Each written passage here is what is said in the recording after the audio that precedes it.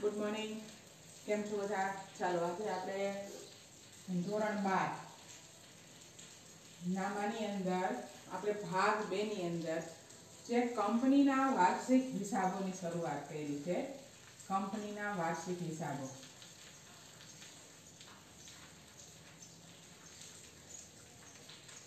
Chapter 3. બરાબર.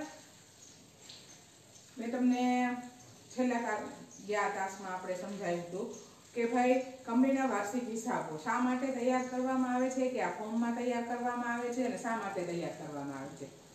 તો જેમ આપણે ભાગીદારીના વાર્ષિક હિસાબો તૈયાર કરીએ છીએ અને એનો હેતુ શું હોય છે આપણો, તો કે નાણાકીય પરિસ્થિતિ જાણવાનું. નફા નુકસાન ખાતું તૈયાર કરીએ છીએ, એના આધારે આપણે નફાની પરિસ્થિતિ અને ખોટની પરિસ્થિતિ કેવી છે એ જાણી શકીએ છીએ. પાકું સર્વે તૈયાર કરીએ છીએ, એના આધારે આપણે એ જાણી શકીએ છીએ કે ધંધાની આર્થિક સ્થિતિ કેવી છે, નાણાકીય આર્થિક સ્થિતિ કેવી છે એ જાણી શકીએ છીએ. તો સેમ વસ્તુ કંપનીની અંદર પણ છે ને, કે કંપનીની અંદર પણ વર્ષાંતે નાણાકીય પરિસ્થિતિ કેવી છે, નફાખોટની સ્થિતિ કેવી છે, મિલકતો અને જવાબદારીની સ્થિતિ કેવી છે, રોકડ પ્રવાહની પરિસ્થિતિ કેવી છે, આ બધી બાબતો જાણવી ખૂબ જરૂરી છે. કારણ કે કંપનીની અંદર જે રોકાણ કરવા ઈચ્છે છે એમના માટે આ દરેક બાબતોથી માહિતગાર હોવું ખૂબ જરૂરી છે. પછી એના ગ્રાહક પક્ષકારો છે, એના રોકાણકારો એટલે કે શેર હોલ્ડર, ડિબેન્ચર હોલ્ડર હોય અને કંપનીના સંચાલકો કે કર્મચારી હોય, દરેક માટે આ વસ્તુની માહિતી હોવી જરૂરી છે. આપણે કંપનીના વાર્ષિક હિસાબોનું મેં તમને પાકા સરવૈયાનું પત્રકનો નમૂનો લાસ્ટ પીરિયડમાં સમજાવ્યો હતો. એના હેતુઓ, લક્ષણો, શા માટે તૈયાર કરવામાં આવે છે, બધી બાબતોની ચર્ચા થઈ ગઈ છે. આપણે પાકા સરવૈયાનું પત્રક અહીંયા આપણે ઊભા સ્વરૂપે તૈયાર કરવાનું છે. ભાગીદારીમાં આડા સ્વરૂપે તૈયાર કરતા હતા વસ્તુ, તો અહીંયા એ જ જવાબદારી અને મિલકતો આવે છે, પરંતુ ઊભા પત્રક સ્વરૂપે તૈયાર કરવાનું છે. તો ઊભા પત્રક સ્વરૂપે તૈયાર કરતા પહેલા આપણે એની વિગતો સમજી લઈએ. જો એ કોઈ વિગતો એવી નથી કે તમે નથી જાણતા. આપણે પહેલું શેર મૂડી અને ડિબેન્ચર 2 ચેપ્ટર મેં પહેલું અને બીજું કરાવી દીધું. એના આધારે આપણે એટલું તો ક્લિયર થઈ ગયું કે કંપનીની મૂડી હોય એને શેર મૂડી કહેવામાં આવે છે અને શેર મૂડીથી કંપની છે એ સ્થાપિત થતી હોય છે. ઇક્વિટી શેર બહાર પાડવા ફરજિયાત હોય છે દરેક કંપની માટે. જરૂર પડે તો ડિબેન્ચર દ્વારા પણ મૂડી મેળવી શકે છે. તો આ બધી વસ્તુની આપણે ચર્ચા કરી. હવે જે આપણે ભાગીદારીમાં જોયું હતું ને વાર્ષિક હિસાબો, એ જ વસ્તુ છે પણ થોડુંક કંપની સ્વરૂપ છે, એટલે થોડાક એના ધારાધોરણો, નિયમો અને એનું જે તૈયાર કરવાનું સ્વરૂપ છે ને એ બદલાઈ ગયું છે. એની અંદર આવતી વિગતો આપણે કહીએ ને કે ભાઈ કોઈ વસ્તુ છે એ મૂળ તો એ જ છે પણ નવા સ્વરૂપે છે, તો એ નવા સ્વરૂપે પણ આપણે શીખવું જરૂરી છે. એમાં અહીંયા આપણે કંપનીના વાર્ષિક હિસાબોની અંદર હું તમને સૌપ્રથમ આપણે પાકા સરવૈયામાં જોયું હતું કે 2 વસ્તુ હોય, જવાબદારી અને મિલકતો. જવાબદારીની અંદર 3 પ્રકાર પડે છે.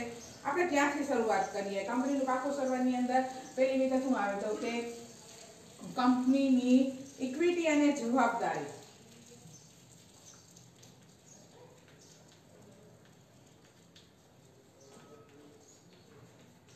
ઇક્વિટી અને જવાબદારીના 3 ભાગ પડે છે.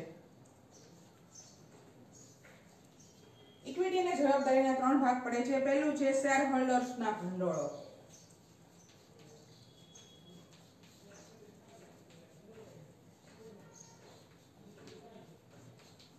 શેર હોલ્ડર્સના ભંડોળો ત્યાર પછી બીજું છે બિન ચાલુ જવાબદારીઓ.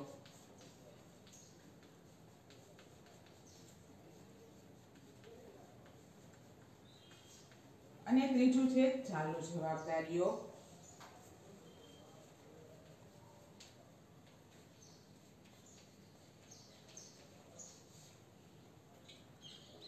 ત્રણ બાબતો છે આપણે ઇક્વિટી અને જવાબદારીની અંદર મુખ્ય 3 હેડિંગ આને આપણે કહીએ ને. મેં તમને એ કીધું હતું કે અહીંયા કંપનીનું પાકું સરવૈયું આપણે એટલે કે પત્રક, નફા નુકસાનનું કે પાકા સરવૈયાનું પત્રક તૈયાર કરશું તો એના ફોર્મ્સમાં જ જવું પડશે. આપણે ભાગીદારીની જેમ સીધી એન્ટ્રી એટલે કે વિગતો મૂકી દેશું તો ચાલશે નહીં. એના સિદ્ધાંત પ્રમાણે, એના નિયમ પ્રમાણે એના ફોર્મ્સમાં જ આપણે હેડિંગ વાઇઝ બધું મુખ્ય હેડિંગ, પેટા હેડિંગ અને એનું પેટા હેડિંગ 3 હેડિંગની અંદર આપણે વિગતો લખવાની છે. એમાં તમને જે ત્રીજા સ્ટેપના પેટા હેડિંગ હશે એ રકમ આપેલી હશે. આ સૌથી મુખ્ય તમારું આપણું પહેલું જે હેડિંગ આવે પાકા સરવૈયામાં 2 વસ્તુ આપણે એ કરતા હતા ને, મૂડી દેવા અને મિલકત લેના, યાદ હોય તો બસ તો એ જ અહીંયા ઇક્વિટી ને જવાબદારી અને પછી શું આવશે મિલકતો. આ મુખ્ય બે એના હેડિંગ થઈ ગયા. ઇક્વિટી અને જવાબદારીની અંદર ત્રણ એના પેટા હેડિંગ આવશે. પહેલું શેર હોલ્ડર્સના ભંડોળો, બીજું બિનચાલુ જવાબદારીઓ અને ત્રીજું ચાલુ જવાબદારીઓ. આ ત્રણ વસ્તુ છે આની અંદર આવે છે. હવે આની અંદર પણ એના પેટા આવશે. તો આની અંદર પહેલું આવશે, આપણે A B C D number આપીએ આપણે. તો પહેલું છે શેર મૂડી અને બીજું છે અનામતો અને વધારો.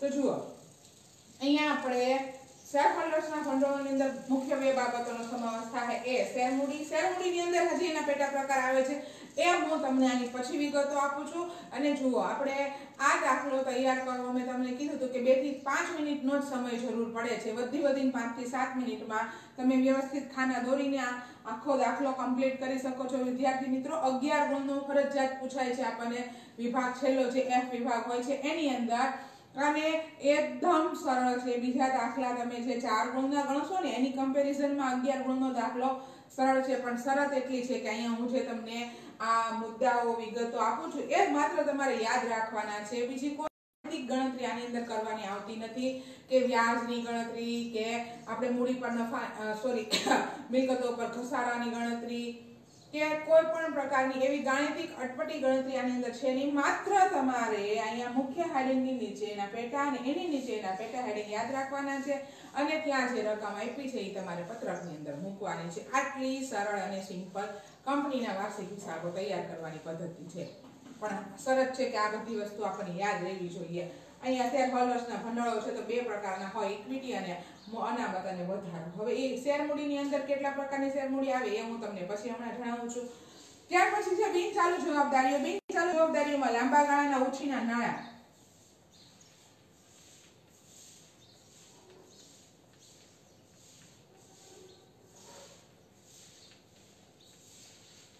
લાંબા ગાળાના ઉછીના નાણાંની અંદર આપણે ડિબેન્ચર છે કે બીજા એવા કાયમી લાંબા ગાળાના બોન્ડ છે, આવી બધી વસ્તુનો સમાવેશ કરી શકે. એ પણ વિગતો હું તમને આપું છું હમણાં.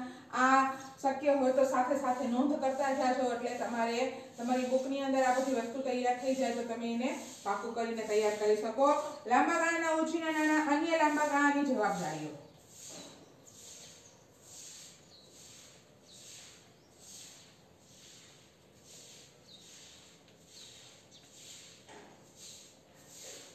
અન્ય લાંબા ગાળાની જવાબદારીઓ, થાપણો આપણે અમુક બહાર પાડી હોય છે જે લાંબા સમય સુધી આપણે જ્યારે કાયમી કોઈ કામ કરતા હોઈએ, બરાબર, હું આપું છું એની વિગતો તમને. અને ત્યાર પછી છે લાંબા ગાળાની જોગવાઈઓ.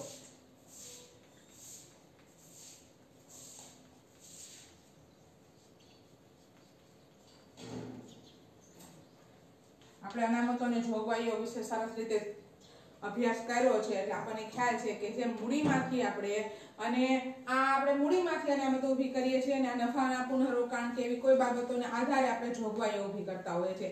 ઘસારાની જોગવાઈ ઊભી કરતા હોઈએ અને કાયમી લાંબા ગાળા માટે આપણે મૂડી એકત્ર કરતા હોઈએ. આપણે એક પ્રકારની શું છે, જવાબદારી છે, કારણ કે એ ચૂકવવાની થાય છે. અને ત્યારે ચાલુ જવાબદારીઓમાં ટૂંકા ગાળાના ઉછીના નાણાં, ટૂંકા ગાળાના ઉછીના નાણાં. ત્યાર પછી જેમ લાંબા ગાળાના ઉછીના નાણાં એમ ટૂંકા ગાળાના પણ બોન્ડ અને ડિબેન્ચર બહાર પાડી શકાય, જેનો સમયગાળો 1 વર્ષ કરતા ઓછો હોય એવો. પછી વેપારી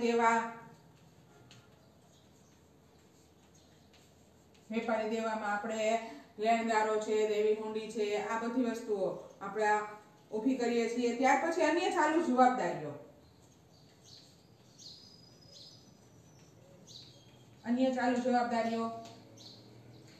જે ટૂંકા સમય માટે હોય, બેંક ઓવરડ્રાફ્ટ લીધો છે આપણે, ક્રેડિટ કાર્ડની સુવિધાઓ ઊભી કરી છે, આ બધી વસ્તુ. અને ત્યાર પછી છે ટૂંકા ગાળાની જોગવાઈઓ.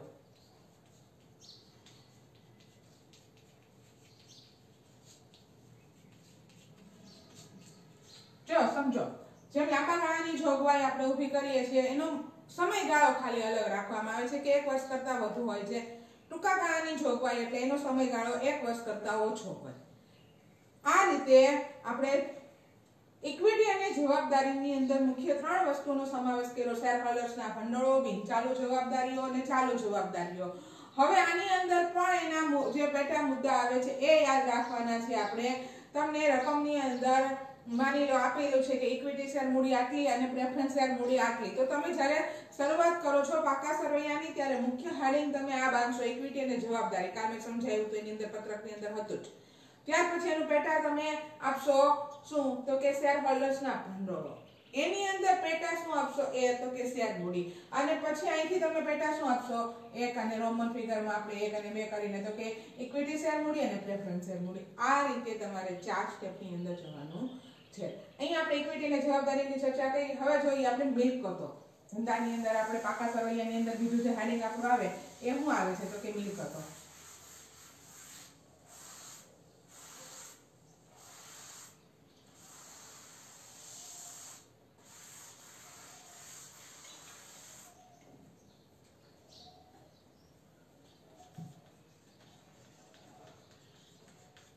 મિલકતોની અંદર 2 પ્રકારની મિલકતો આવે છે. આપણે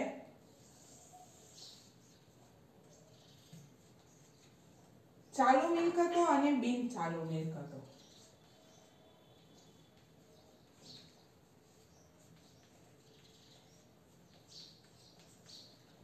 અને ચાલુ મિલકતો.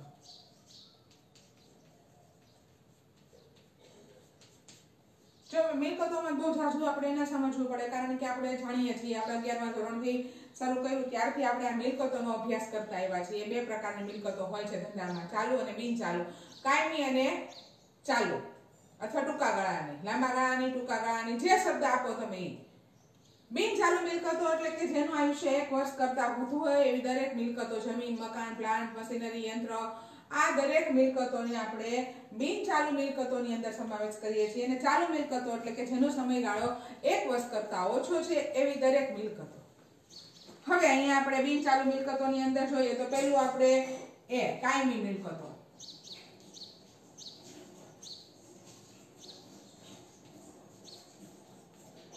કાયમી મિલકતોની અંદર પણ 2 પ્રકાર આવે એના: દ્રશ્ય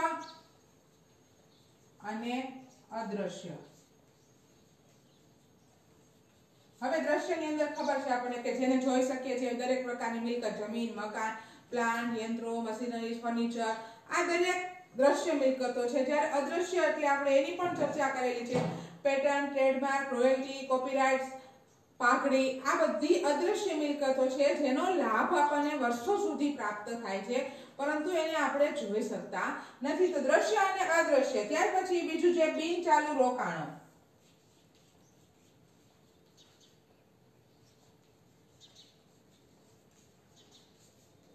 બિન ચાલુ રોકાણો એટલે કે જેનો સમયગાળો છે એ 1 વર્ષ કરતા વધુ હોય એવા રોકાણોને બિન ચાલુ રોકાણો કહેવામાં આવે છે. ત્યાર પછી છે લાંબા ગાળાની લોન અને ધિરાણો, જેનો લાભ આપણને 1 વર્ષ કરતા વધુ સમય માટે પ્રાપ્ત થાય છે. મિનિમમ 20 વર્ષ સુધી આપણને પ્રાપ્ત થતો હોય આવા જે રોકાણો કે જામીનગીરીઓ, લોન છે, ધિરાણો છે એ અને અન્ય બિન ચાલુ મિલકતોની અંદર પણ આપણે સમાવેશ કરી શકીએ છીએ. એની પેટા મુદતો જોઈએ છે. ચાલુ મિલકતોની અંદર ચાલુ રોકાણો,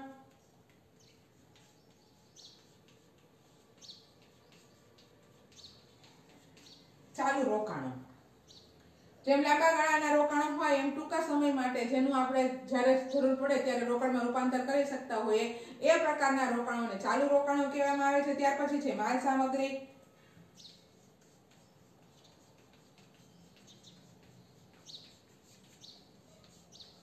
વેપારી લેણા. જો માલ સામગ્રી એટલે આપણે તૈયાર માલનો સ્ટોક,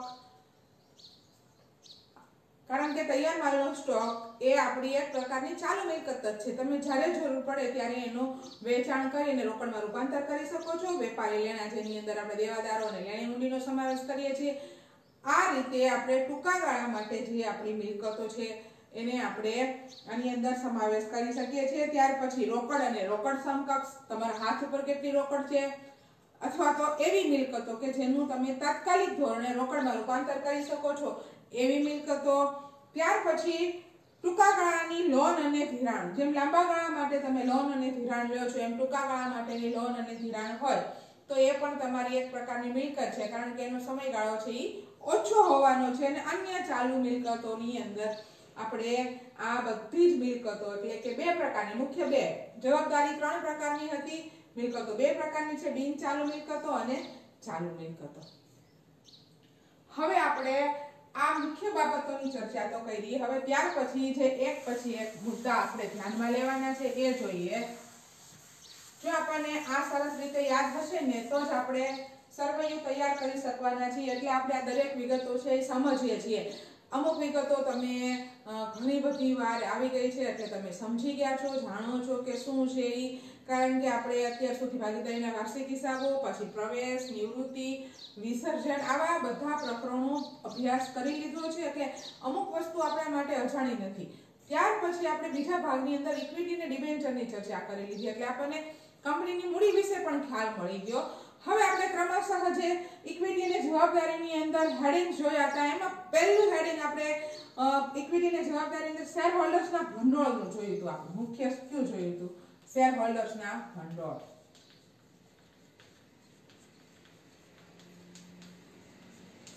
શેર હોલ્ડર્સના ભંડોળની અંદર આપણે જોયું હતું કે ભાઈ ઇક્વિટી મૂડી અને બીજી કઈ મૂડી હોય. શેર મૂડી જોઈ હતું ને, આની અંદર આપણે મુખ્ય પહેલું ક્યુ જોવાનું હતું, શેર હોલ્ડર્સના ભંડોળ. એની અંદર આપણે જોઈએ તો શું હતું? તો કે શેર મૂડી. પહેલું શું હતું? શેર મૂડી. હવે શેર મૂડીની અંદર પાછું કયા પ્રકારની પેટા મૂડી પડે? તો કે ઇક્વિટી શેર મૂડી અને બીજું પ્રેફરન્સ શેર મૂડી.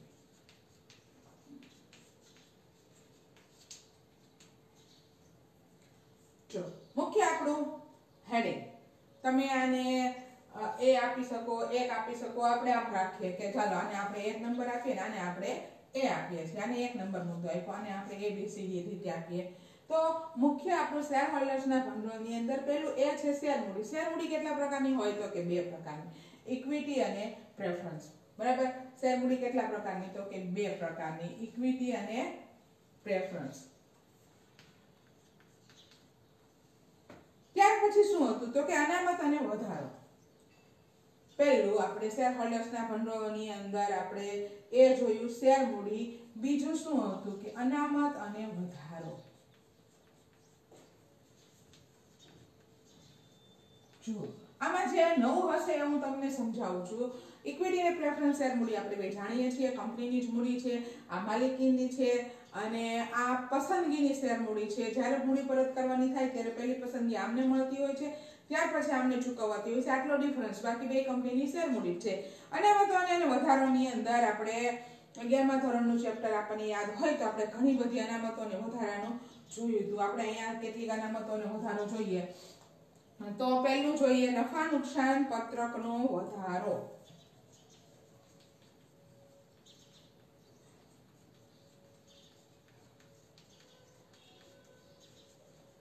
તો હવે તમે કહો ને આ ક્યાંથી આવ્યું? તો આપણે નફા નુકસાન પત્રક આની સાથે જ તૈયાર કરવાનું છે.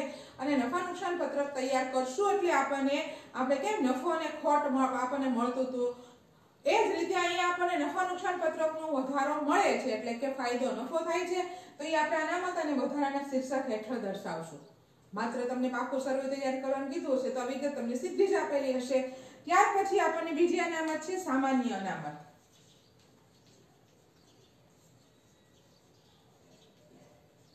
અનામતો વિશે આપણે સારી રીતે જાણીએ છીએ, છતાં પણ હું સમજાવી દઉં કે સામાન્ય અનામત એટલે એ પ્રકારે અનામત ઊભું કરેલું છે કે એની અંદરથી આ રકમનો આપણે કોઈ પણ હેતુસર ઉપયોગ કરી શકીએ છીએ. સામાન્ય, કોઈ પણ વિશિષ્ટ નહીં, પણ કોઈ પણ પ્રકારનો હેતુ હોય આની અંદરથી. નહીં તો આપણે એવી અનામતો ઊભી કરેલી હોય કે એ અનામતનો ઉપયોગ માત્ર એના માટે, માની લો કે ઘાલખાદ અનામત આપણે ઊભું કરેલું છે તો એ રકમનો ઉપયોગ માત્ર ઘાલખાદ મંડી વાળવા માટે જ કરી શકાય, બીજા અન્ય કોઈ હેતુ માટે કરી ન શકાય. જ્યારે સામાન્ય અનામતમાંથી કોઈ પણ ખર્ચ કરી શકીએ છીએ. ત્યાર પછી છે જામીનગીરી પ્રીમિયમ.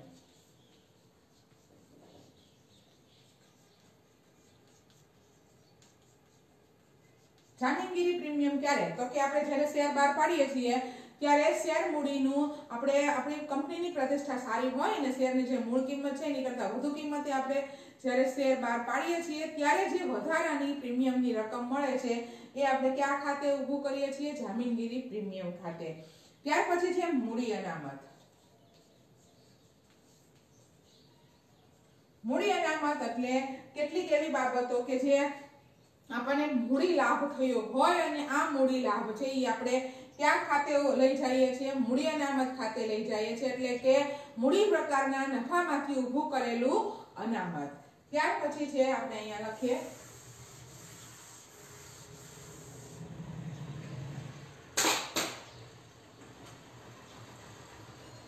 મૂડી અનામત. ત્યાર પછી અનામત ભંડોળ.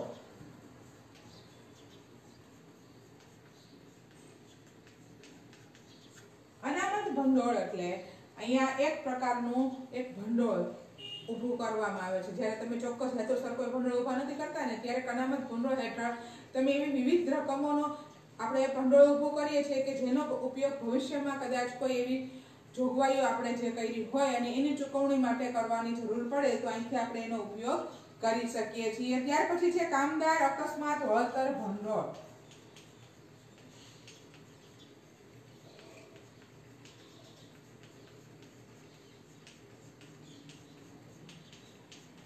કામદાર અકસ્માત વળતર ભંડોળ એટલે આપણે કંપનીની અંદર કામ કરતા જે કામદારો છે એને કોઈ પણ કારણોસર કામના સ્થળે જો કોઈ અકસ્માત થાય છે તો એને રકમ ચૂકવવી પડે છે.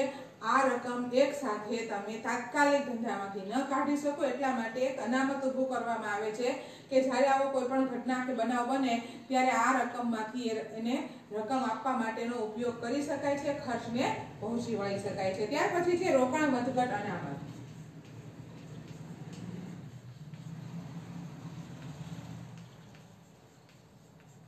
રોકાણ વધઘટ અનામત યાદ હોય તો આપણે પ્રવાસની અને નિવૃત્તિની અંદર આવતું હતું કે તમે રોકાણો લીધા છે તો સ્વાભાવિક છે કે ક્યારેક ભાવ ઘટે પણ અને વધે પણ.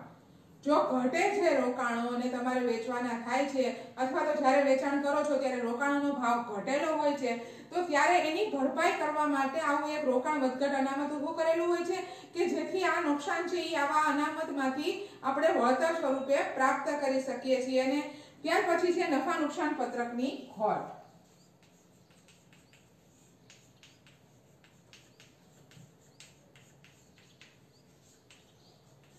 જેમ અહીંયા આપણે વધારો લીધો તો એમ ખોટ પણ આવી શકે ને, વધારો છે એમ ખોટ પણ આવી શકે, પણ ખોટ હોય તો આપણે અહીંયા શું કરવાનું છે? એને બાદ કરવાની થશે. જ્યારે આપણે ગણતરી કરતા હશું ત્યારે આટલી રકમ શું કરવાની આવશે? બાદ. હવે આપણે અહીંયા એ અને બી જોયા, હવે જોઈએ આપણે સી.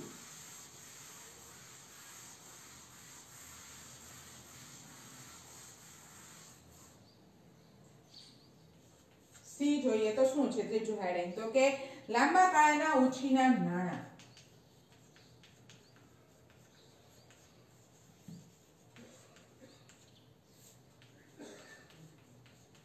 લાંબા ગાળાના ઉછીના નાણાંની અંદર કયા પ્રકારના નાણાં? તો કે ડિબેન્ચર.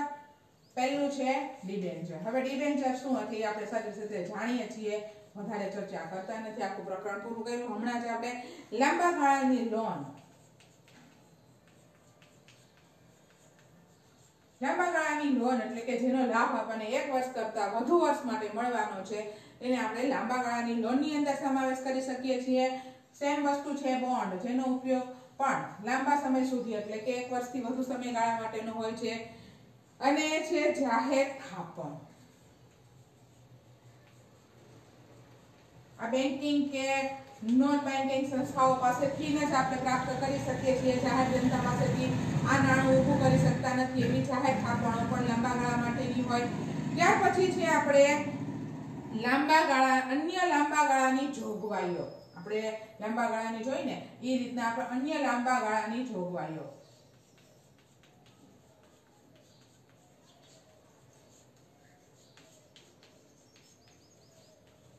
અન્ય લાંબા ગાળાની જોગવાઈઓની અંદર આપણે ઉછીના નાણાં જોઈએ. અન્ય લાંબા ગાળાની જોગવાઈઓ ડિબેન્ચર પરત પ્રીમિયમ. ડિબેન્ચર પરત પ્રીમિયમ.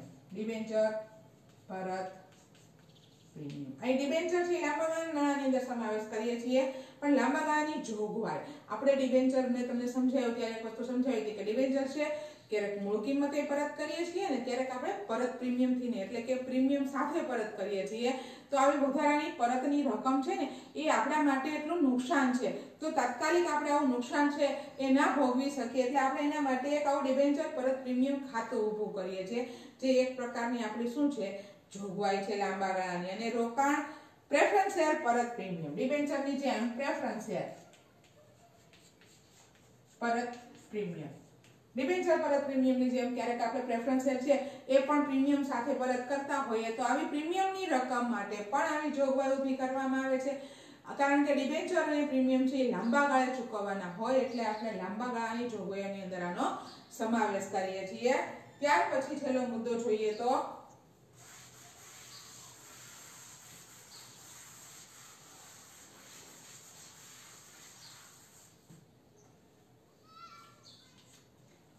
છેલ્લો મુદ્દો આપણે જોઈએ તો છે લાંબા ગાળાની જોગવાઈઓ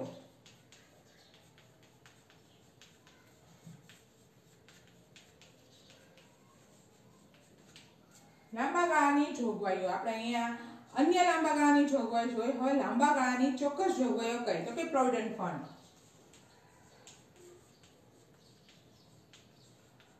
પ્રોવિડન્ટ ફંડ એટલે કર્મચારી ને દર મહિને એના માટે ખાસ ઊભું કરવામાં આવતું એક ફંડ કે જ્યારે નિવૃત્ત થાય છે ત્યારે એક સાથે એને આ રકમ બધી વળતર સ્વરૂપે આપવામાં આવે છે તો એક સાથે કર્મચારીઓ ઘણી મોટી સંખ્યામાં નિવૃત્ત થતા હોય તો ત્યારે એક સાથે આવડી મોટી રકમની જોગવાઈ કરવી અઘરી પડતી હોય છે એના માટે થઈને એક આવું ફંડ ઊભું કરવામાં આવે છે કે આપણે એને માસિક બચત કરી અને પછી વર્ષોનો લાભ એક સાથે એને આપી શકીએ છીએ ત્યાર પછી છે ગ્રેચ્યુટી ફંડ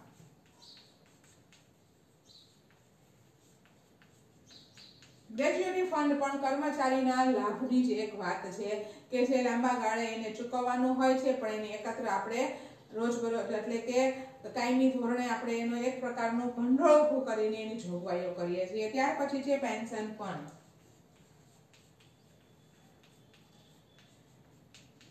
કર્મચારી નિવૃત્ત થાય છે પછી પણ એને પેન્શન ચૂકવવામાં આવે છે તો આ પેન્શન છે એ કર્મચારીને આજીવન એટલે કે જ્યાં સુધી એ જીવે છે ત્યાં સુધી એને ચૂકવવાનું હોય છે તો કોઈ પણ એકમ છે એ એને એના માટેનું ફંડની જોગવાઈ અગાઉથી કરી રાખે છે કે જ્યારે નિવૃત્ત થાય પછી પણ એને કાયમી ધોરણે આવું ફંડ ચૂકવી શકાય અને ત્યાર પછી છે કામદાર બચત ખાતા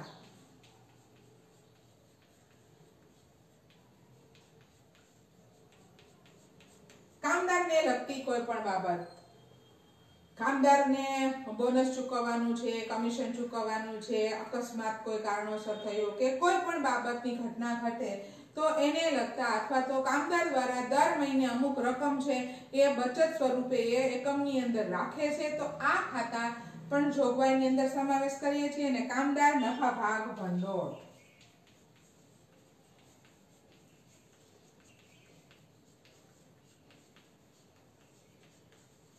સેમ વસ્તુ જે સમજાવી એ જ રીતે અહીંયા પણ કામદારનો નફાની અંદર અમુક ભાગ એ ભંડોળ સ્વરૂપે એકત્ર કરવામાં આવે છે કે જ્યારે કોઈ પણ પ્રકારનો લાભ કામદારોને આપવાનો થાય તો આવું ભંડોળમાંથી એ રકમનો ઉપયોગ આપણે કરી શકીએ છીએ આપણે જે અહીંયા સુધી આ એક મુદ્દાની ચર્ચા કરી અને જે મેં તમને આ નોંધ કરાવી છે એ નોંધ પ્રમાણે દરેક મુદ્દા સરસ રીતે તૈયાર કરજો પછી બીજું જોઈશું થેન્ક યુ